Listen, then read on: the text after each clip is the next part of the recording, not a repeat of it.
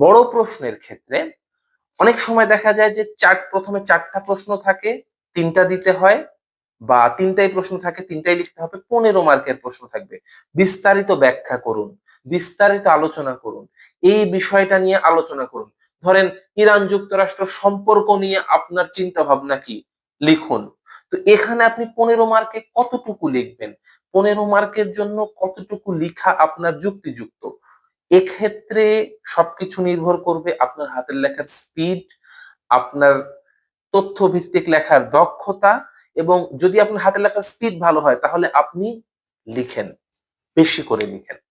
আমি বলবো বেশি করে লিখেন। তথ্য ভিত্তিক তো লিখবেন, কিন্তু কিছু কিছু ক্ষেত্রে অনেক কিছু লিখতে হয় যেগুলো আপনার সবসময় তথ্যের আদলে পড়ে না, অনেক কথা লিখতে হবে।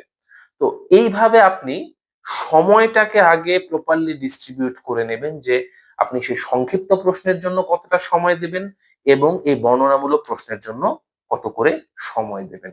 এবং 3 নাম্বার অংশে এখানে আপনার 15 মার্কের একটি নীতিপত্র বা আলোচনা পত্র বা পরামর্শপত্র এইভাবে থাকে।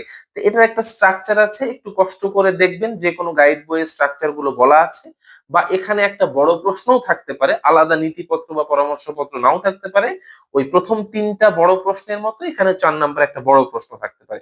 তো অনেক সময় দেখা যায় যে নীতিপত্র বা পরামর্শপত্র থাকে, সেক্ষেত্রে একটু প্যাটার্নটা চেঞ্জ হবে, কিন্তু আলটিমেট কথাটা হচ্ছে আপনার লেখাটা আপনার সেই আলোচনার ভিত্তিতেই চলতে থাকবে।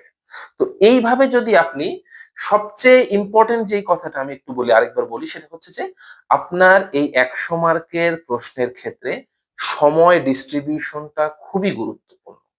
আপনি কত সময় দেবেন কোন প্রশ্নের পেছনে, কত মার্কের জন্য কত সময় বরাদ্দ রাখবেন, এইটা খুবই খুবই খুবই গুরুত্বপূর্ণ।